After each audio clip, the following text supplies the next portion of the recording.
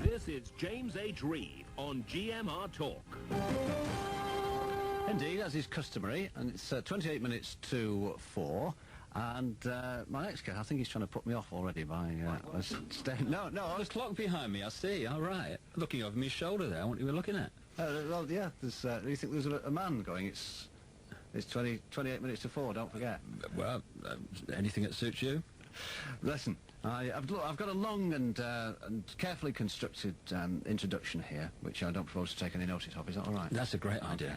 Okay. How you doing anyway? I'm all right. David Icke is the man who is speaking, and I won't ask you how you are, because there will be a lot of people preparing to giggle and think that I'm being comical, but I'm not. I'm being dead serious now, right? Because you've had a lot of you set yourself up as an Aunt Sally, or perhaps you think other people set you up as an Aunt Sally during the a couple of years ago, I think it was now. No, 6. Is it? Give over. Yeah.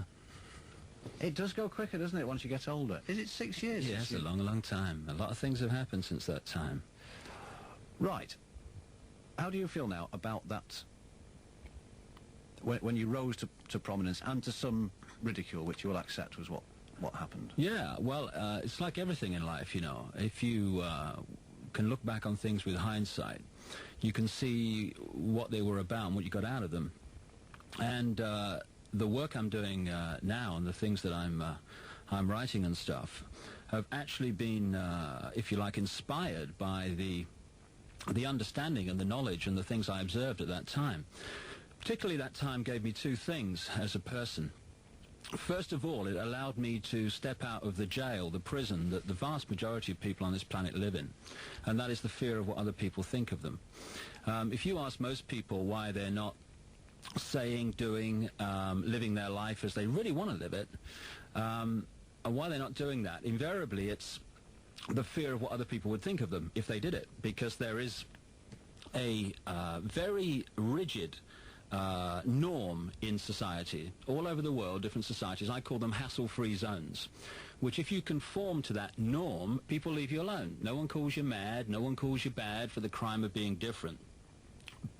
But if you operate outside that hassle-free zone, in terms of what you say, do, think, then people think you're strange. And it's interesting that people outside the hassle-free zone and inside the hassle-free zone change from time to time, change places. For instance, the hassle-free zone's version of normality a few centuries ago was that the Earth was flat.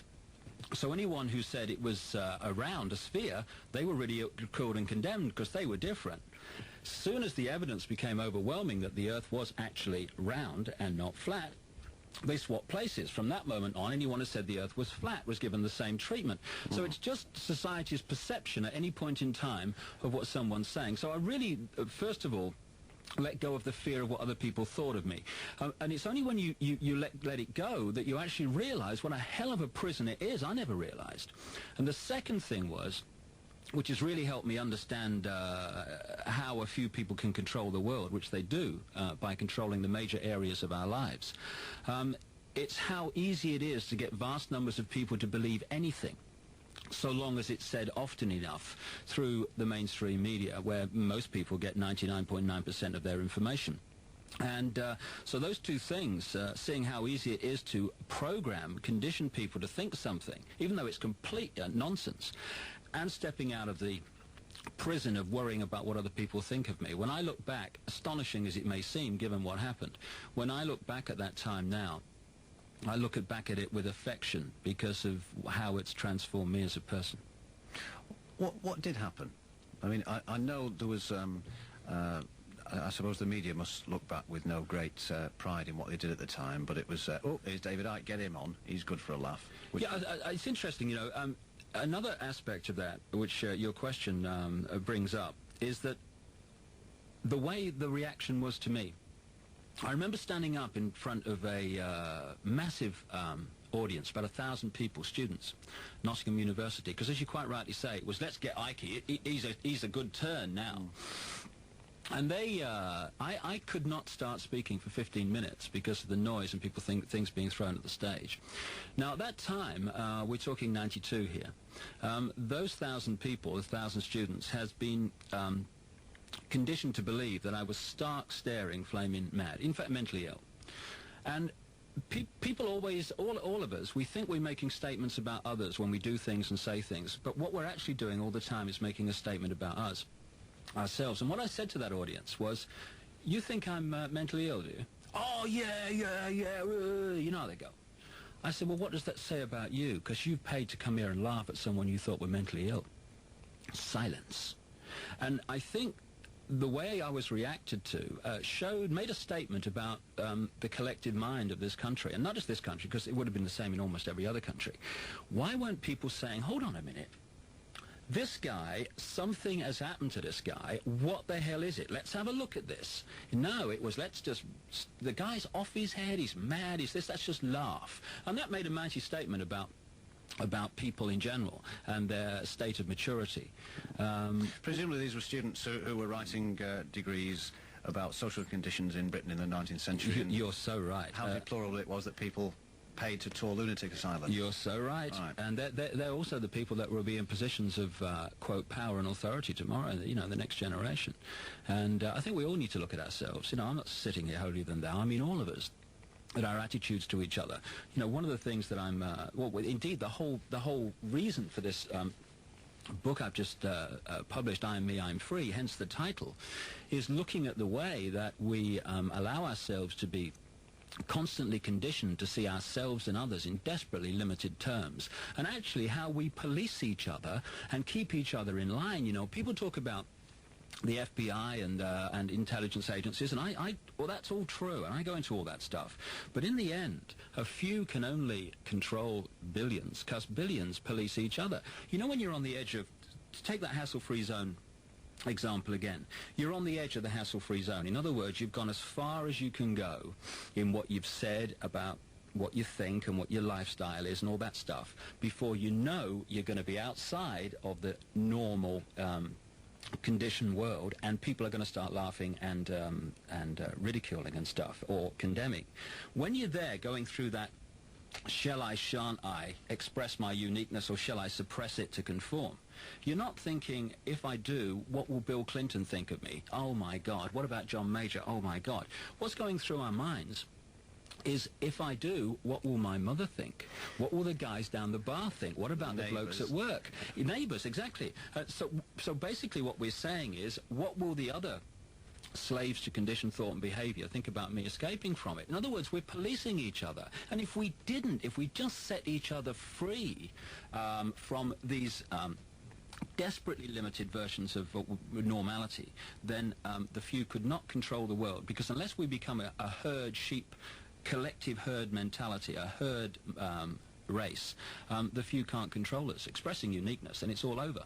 Well, you can describe it in those terms, but other people use kinder words for it. They call it a culture.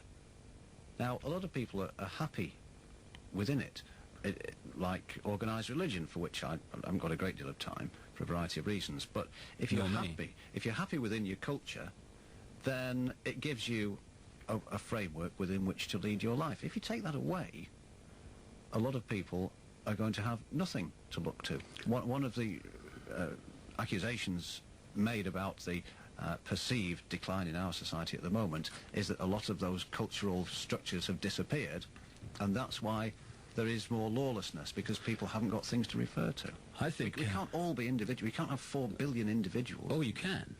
As long as everyone is respecting everyone else. For me, 3 things would transform this world from a prison to a paradise, which it could quite easily become. It's only a change of thought, a change of attitude. I mean, the world we live in today is a physical reflection, second by second, of human attitudes. Change the attitudes, the world changes. And first of all, if people stepped out of the fear of what other people thought of them and expressed their uniqueness, then they cease to be slaves to someone else's version of what they should be. Because we're not born Christian, we're not born Jewish, we're not born Islamic. We are conditioned to be so once we're born. We're actually, prejudice is actually the result of conditioning. We're not born in that state of mind. You put a little black child and a little white child together without any conditioning, they'll get on fine. You know, later in life the conditioning comes in. So first of all, if we do that. Secondly, let's let everyone else express uniqueness without condemning them and telling them what they should be and think and pressuring them to follow what we believe is right. And thirdly, and these things have to go in threes, otherwise it can't work, no one ever seeks to impose what they believe and they desire on anyone else, which respects free will. So although you're expressing uniqueness, you're saying, hold on a minute, I'm going to do it in a way that doesn't involve suppressing this person's ability to live his life as he sees fit. And so in answer to your question, I don't have a problem with people living their lives within certain cultural values, if you like. I have a problem when they start telling other people they have to live within the same version of reality. That's when the thing gets in a situation where we can be manipulated en masse, because then we become each other's police force. What I say to people is, you know, for goodness sake, don't listen to me and say, yeah, every single thing that man says is right. Think for yourself. That's basically what it is. But we've been conditioned to stop doing that. And overwhelmingly, we've been conditioned to fear expressing what we think. We live in a world of fear. Fear of what other people think of us. Fear of consequences of doing this. Oh, my God, you know. So and if we do that, then fear is the four-letter word that controls the world. Once you let go of fear, you let go of control. And what would be the improvement? We would still need, we will still be material beings. We will still need industry. We would still need what's its level, what's its pyramid of needs, what's he called? Anyway, we would still need food. You're more educated than me. I don't get into those things. See, say pyramids to David, and you think of the Vauxhall Conference League, don't you? Is that what I? Yeah, that's the throwback to your footballing background. Actually, I'm really into pyramids, because the way the world is controlled is via a pyramid structure. That's the foundation of it. The few at the top knowing the big picture, sure. And the further you come down the pyramid, more and more people knowing less and less, and therefore being manipulated because they're kept in the dark. But you see, I don't just talk about what I call the spiritual, not the religious. God save us from religion, the spiritual, without talking about the way the world's physically manipulated. And I don't talk about that without the spiritual, because the two are completely connected. You see, so many things happen in the world today, what we call the insurmountable problems. Not because they are insurmountable, or even that they naturally occur. They are manufactured to divide and to rule. I've just come back from a 10-week tour, speaking tour around America, and I picked up so much stuff out there, because there are more and more open-minded scientists who are beginning to go well outside the hassle-free zone of traditional science and show what a limited view of life that is. And it's very clear that not just for a few years, but probably for decades, free energy technology, as it's called, which accesses the Earth's natural magnetic energy field and turns it into usable warmth and power for free, literally for free, the knowledge of how to do that has existed for a very long time. Not only free, once you've got the technology in place, it just runs forever without any cost, but also pollution-free. So we've got these massive problems. You talk about industry there. We need this, we need that, we need the other. Well, maybe some people would argue whether we need, you know, like McDonald's hamburger joints all over the world, kind of imposing that uniform culture on the world. But certainly there are material needs. Those material needs could be if this suppressed knowledge is allowed into the public arena, to be used, could remove the pollution and the cost of producing so much. One of the great scams that I am constantly pounding out there, because it affects all our lives minute by minute, and again, if it changed, would transform the world, is the financial system, the money system.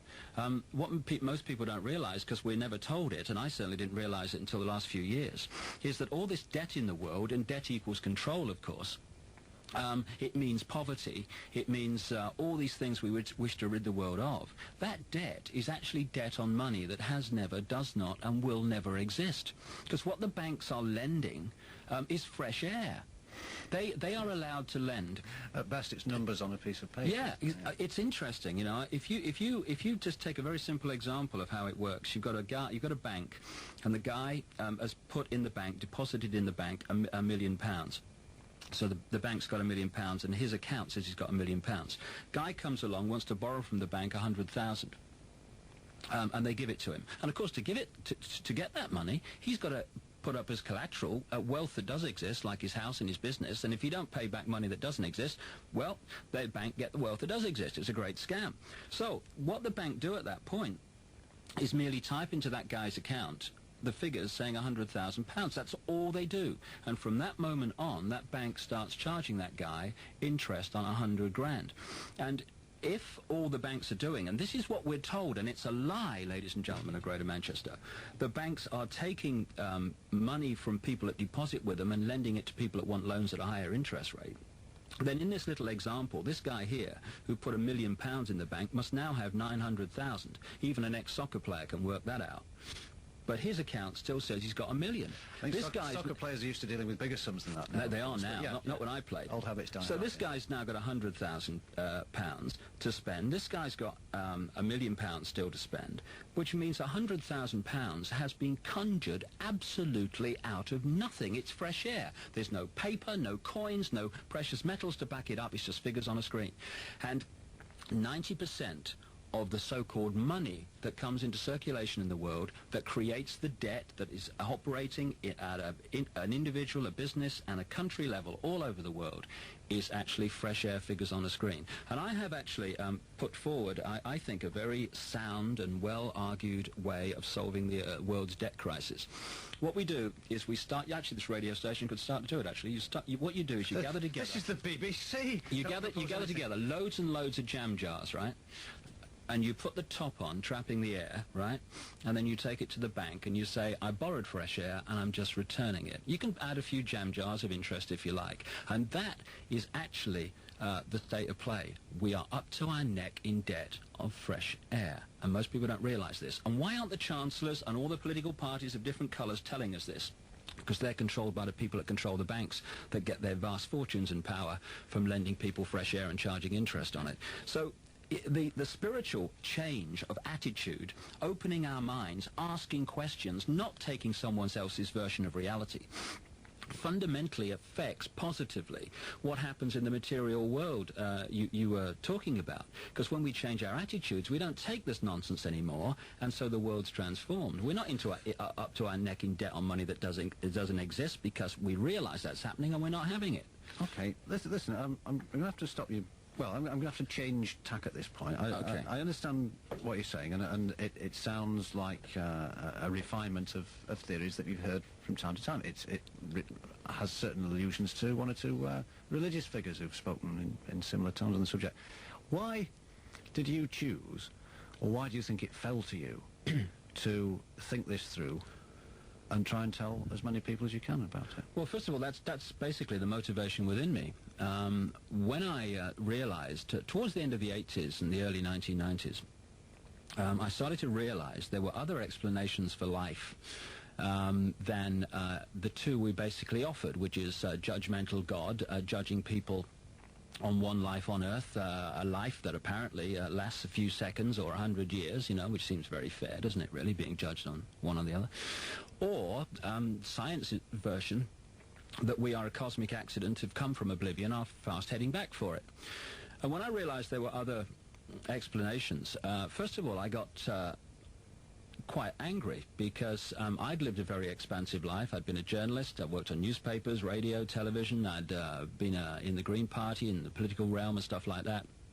And I had no idea this existed. And so I started to think, what the hell else aren't we being told? What the hell else exists that might challenge us, that is being kept out of the public arena? And then more and more things sort of came my way. Three-dimensional hard facts, dates, names, organizations, information, showing that a tiny, tiny few people, probably about 13 families at the peak of the pyramid, actually run the world, because at the top of that pyramid they control the banking system, the multinational corporation system, the world media, and the intelligence agency network. So at the, you know, and they're all basically the same.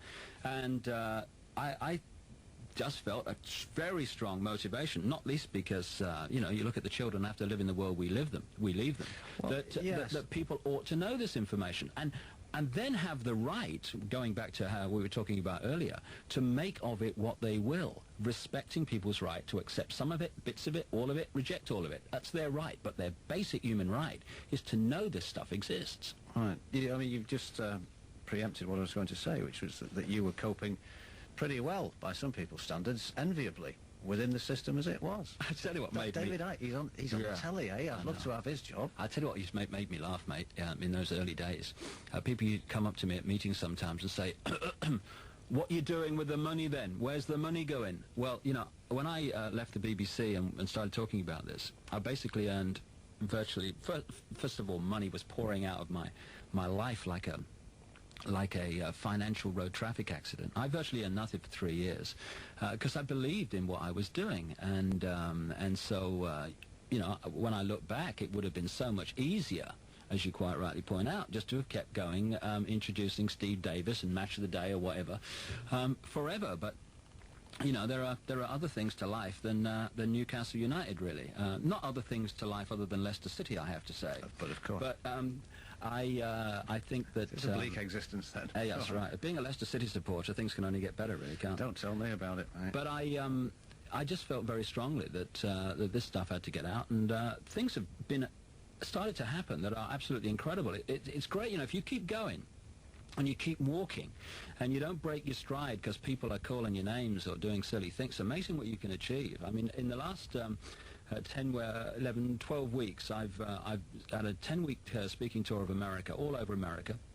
I've been to Stockholm twice, to Scandinavia a number of times, to Copenhagen, to Holland. I'm going to Australia and New Zealand in about 6 weeks' time, then back to America for about 3 different tours of America in 1997. And people say, oh, God, the Americans must be mad, or the Scandinavians must be mad. No, no, they're actually taking the trouble to look at what I'm saying rather than what I am alleged to be saying. And I had a fantastic reaction over there from people of many different belief systems, because I don't care what people believe. They have every right, as long as it's what they believe and not what someone else is telling them to believe. Okay, well, we'll see whether the people of Swinton and the surrounding areas are as receptive as they have been in the United States, Australia, Scandinavia and elsewhere, because you're at the Lancastrian Hall in Swinton this evening. That's right. It starts at 7:45 for 8, and I'll be talking in part about the stuff that I've picked up around the States and other stuff, and also about I Am Me, I Am Free, The Robot's Guide to Freedom, which is an interesting book. Indeed, indeed. Right. Well, I think we've talked about a lot. There is clearly a great deal more to talk about. I could sit here for about another 10 seconds. I would know. I would give it about another hour and a half, actually. But there are other pressures upon me because I am a slave to convention, as you as you note. You're in the hassle-free zone of the BBC. That's what it is. Indeed, and believe me, mate, at times it's the best place to be. You know, you can just express yourself sometimes when the management aren't looking. David Icke, thank you very much for joining. It's been a great pleasure, mate. Thank you. We shall see you again, doubtless in the near future. But you'll be at the Lancastrian Hall in Swinton this evening at 7:45. David Icke, thank you. This is Willie Rushton, and